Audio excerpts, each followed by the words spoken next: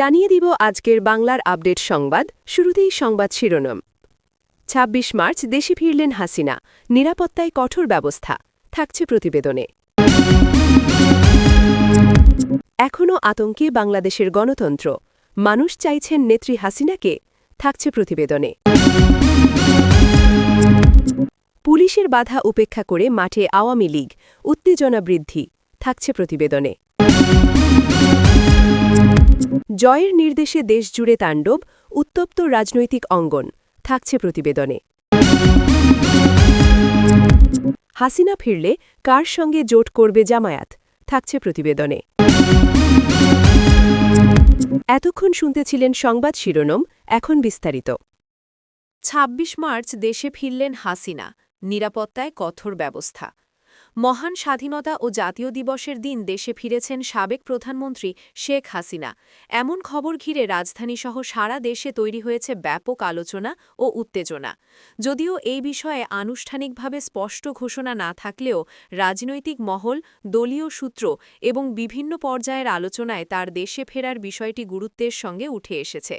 বিশেষ করে তার আগমনকে কেন্দ্র করে নিরাপত্তা ব্যবস্থায় কঠোরতা আরোপ করা হয়েছে বলে বিভিন্ন সূত্রে জানা গেছে। ২৬ মার্চ বিকেল থেকেই রাজধানীর গুরুত্বপূর্ণ এলাকা, বিশেষ করে কূটনৈতিক জোন, বিমানবন্দর এলাকা এবং প্রধান সড়কগুলোতে আইনশৃঙ্খলা বাহিনীর উপস্থিতি উল্লেখযোগ্যভাবে বৃদ্ধি পায়। হজরত শাহজালাল আন্তর্জাতিক বিমানবন্দরকে ঘিরে নিরাপত্তা জোরদার করা হয়। অতিরিক্ত পুলিশ, র্যাব ও গোয়েন্দা সংস্থার সদস্যরা মোতায়েন ছিলেন বলে জানা গেছে।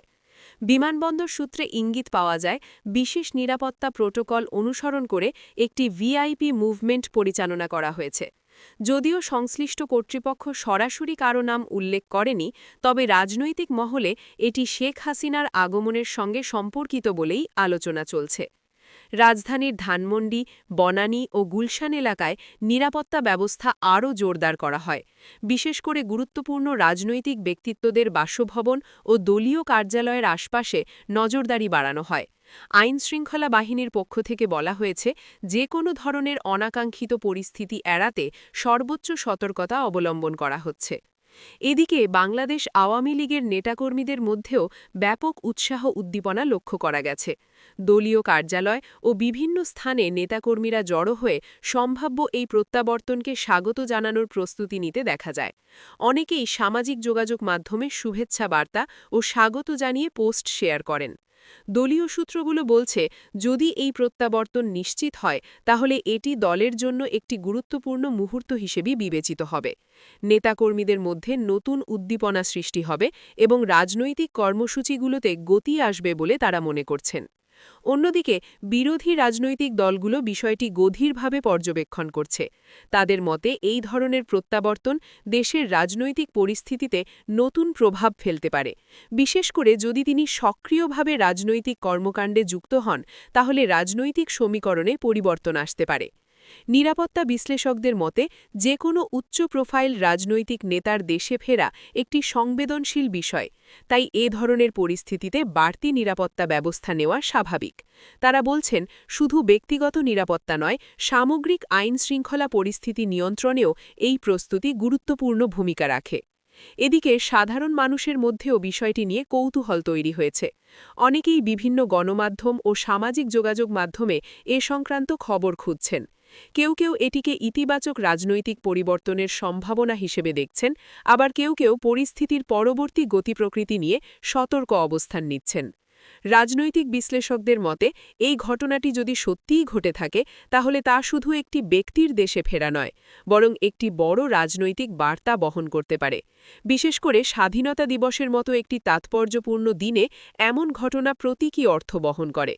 তারা আরও মনে করছেন, শেখ হাসিনা যদি জাতির উদ্দেশ্যে কোনো বক্তব্য দেন, তাহলে তা দেশের বর্তমান রাজনৈতিক পরিস্থিতি, উন্নয়ন, গণতন্ত্র ও ভবিষ্যৎ পরিকল্পনা নিয়ে গুরুত্বপূর্ণ দিক নির্দেশনা দিতে পারে। তবে এখনও পর্যন্ত সংশ্লিষ্ট কোনো সরকারি দপ্তর বা নির্ভরযোগ্য সূত্র থেকে আনুষ্ঠানিকভাবে এই বিষয়ে নিশ্চিত কিছু জানানো হয়নি। ফলে পুরো বিষয়টি এখনও আংশিকভাবে গুঞ্জন ও অনানুষ্ঠানিক তথ্যের উপর নির্ভর করছে। সব মিলিয়ে ২৬ মার্চ দেশের রাজনৈতিক অঙ্গনে একটি গুরুত্বপূর্ণ দিন হয়ে উঠেছে। একদিকে স্বাধীনতা দিবসের আবেগ, অন্যদিকে সম্ভাব্য রাজনৈতিক ঘটনার প্রভাব। এই দুইয়ের সমন্বয়ে পরিস্থিতি আরও তাৎপর্যপূর্ণ হয়ে উঠেছে। নিরাপত্তা জোরদার, রাজনৈতিক তৎপরতা বৃদ্ধি ও জনমনে কৌতূহল সবকিছু মিলিয়ে বোঝা যাচ্ছে ঘটনাটি দেশের রাজনীতিতে নতুন আলোচনার জন্ম দিয়েছে। এখন সবার দৃষ্টি পরবর্তী আনুষ্ঠানিক ঘোষণা এবং রাজনৈতিক পরিস্থিতির উপর। এখনও আতঙ্কে বাংলাদেশের গণতন্ত্র। মানুষ চাইছেন নেত্রী হাসিনাকে। দেশের রাজনৈতিক প্রেক্ষাপট নিয়ে নতুন করে উদ্বেগ ও আলোচনার সৃষ্টি হয়েছে। বিভিন্ন মহলে দাবি উঠছে বাংলাদেশের গণতন্ত্র এখনও অনিশ্চয়তার মধ্যে রয়েছে এবং জনগণের একটি অংশ আবারও নেতৃত্বে দেখতে চান সাবেক প্রধানমন্ত্রী শেখ হাসিনাকে। তবে এসব দাবির পাশাপাশি ২০২৪ সালের কথিত জুলাই আন্দোলন ও কোটা আন্দোলন ঘিরে তার দেশত্যাগের অভিযোগ নিয়েও চলছে তীব্র বিতর্ক। রাজনৈতিক বিশ্লেষকদের মতে বর্তমান পরিস্থিতি বোঝার জন্য বাস্তব তথ্য ও যাচাইকৃত ঘটনাকে আলাদা করা জরুরি। এখন পর্যন্ত বিশ্বস্ত ও প্রতিষ্ঠিত কোনো সূত্রে এমন প্রমাণ পাওয়া যায়নি যে ২০২৪ সালের কোটা সংস্কার আন্দোলনের সময় শেখ হাসিনা দেশ ছেড়ে পালিয়ে গিয়েছিলেন। বরং সেই সময় সরকারিভাবে আন্দোলন দমন, সংলাপ ও প্রশাসনিক পদক্ষেপ নিয়ে নানা আলোচনা হয়েছিল, যা রাজনৈতিক বিতর্কের অংশ।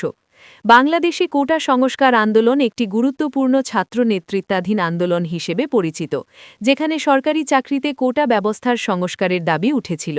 আন্দোলনটি বিভিন্ন সময় উত্তপ্ত হয়ে উঠলেও এটিকে কেন্দ্র করে প্রধানমন্ত্রী পালিয়ে গেছেন এমন দাবি অধিকাংশ ক্ষেত্রেই গুজব বা অতিরঞ্জিত রাজনৈতিক বক্তব্য হিসেবে বিবেচিত হয়েছে। এদিকে জুলাই আন্দোলন নামে যেসব ঘটনা সামাজিক যোগাযোগ মাধ্যমে প্রচারিত হচ্ছে, সেগুলোর অনেকগুলোরই নির্ভরযোগ্য তথ্যভিত্তি নেই বলে মনে করছেন বিশ্লেষকরা। তারা বলছেন রাজনৈতিক উদ্দেশ্যে অনেক সময় বিভ্রান্তিকর তথ্য ছড়িয়ে পড়ে, যা সাধারণ মানুষের মধ্যে আতঙ্ক বা বিভ্রান্তি তৈরি করতে পারে। অন্যদিকে দেশের গণতান্ত্রিক পরিস্থিতি নিয়ে উদ্বেগ নতুন কিছু নয়। নির্বাচন, রাজনৈতিক সহিংসতা, মত প্রকাশের স্বাধীনতা এসব ইস্যুতে দীর্ঘদিন ধরেই আলোচনা চলছে। বাংলাদেশ আওয়ামী লীগ এবং বাংলাদেশ জাতীয়তাবাদী দল এর মধ্যে রাজনৈতিক প্রতিদ্বন্দ্বিতা দেশের রাজনীতিকে প্রায়শই উত্তপ্ত করে তোলে।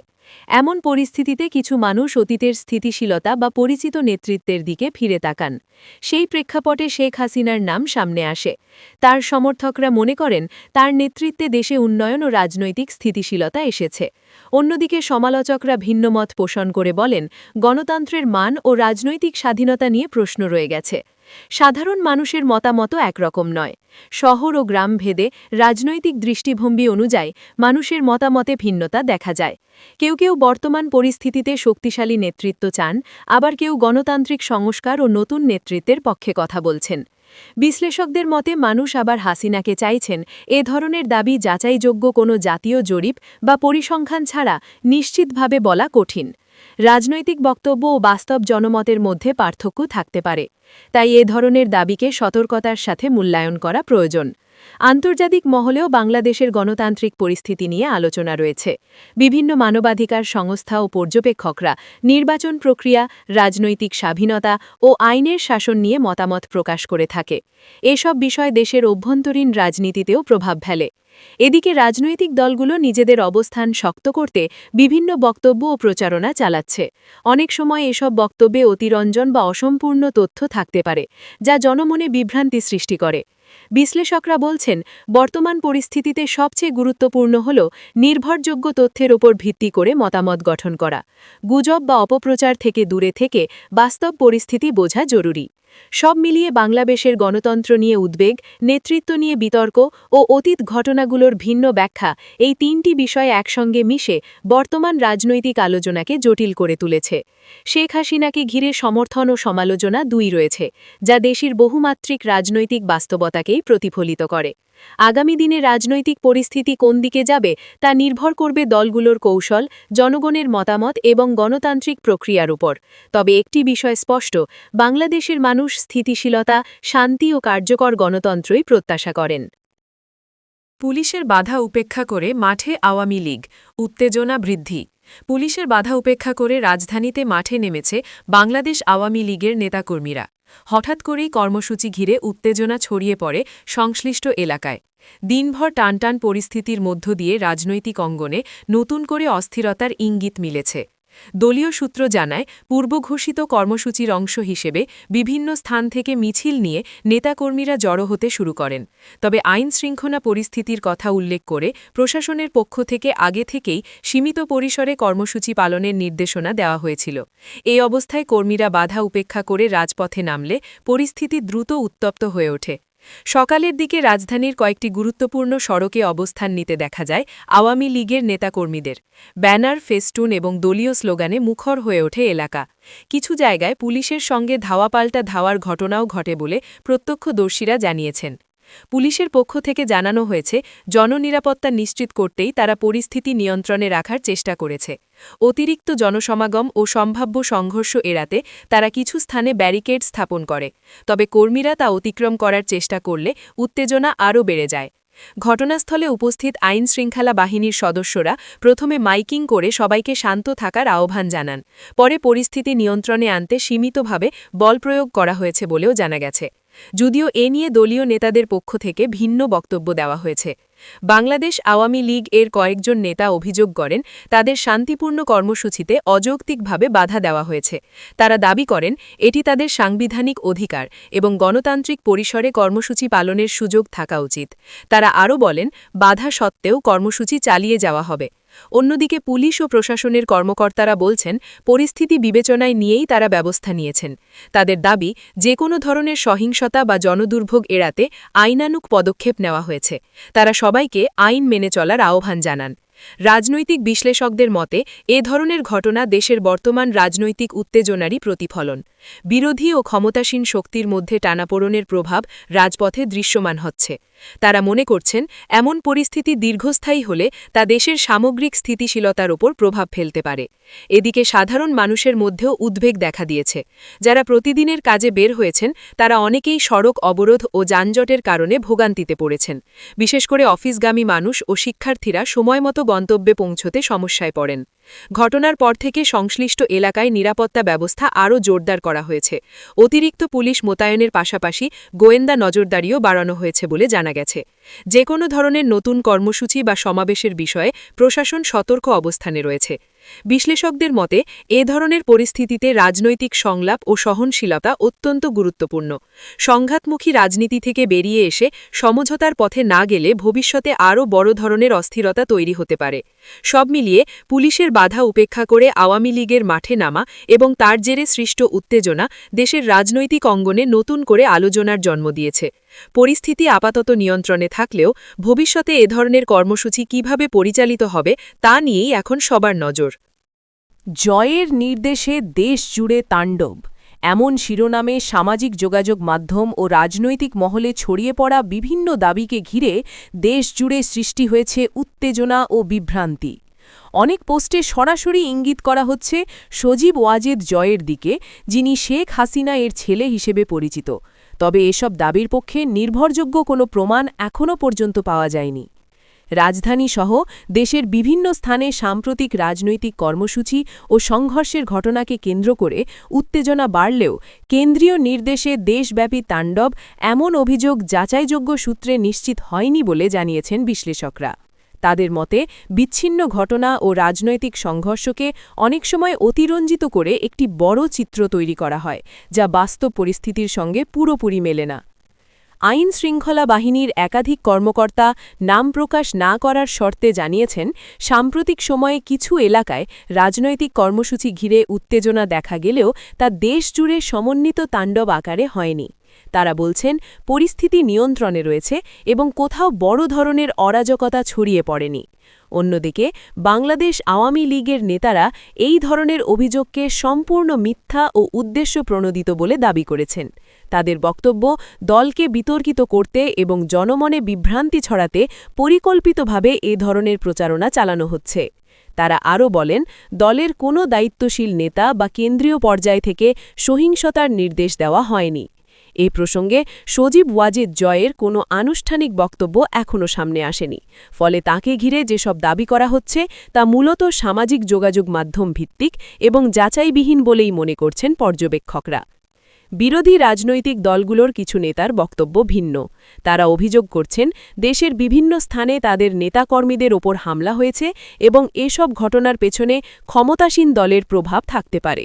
তবে এসব অভিযোগও স্বাধীনভাবে যাচাই করা সম্ভব হয়নি। রাজনৈতিক বিশ্লেষকদের মতে বর্তমান প্রেক্ষাপটে তথ্যযুদ্ধ একটি বড় বাস্তবতা হয়ে দাঁড়িয়েছে।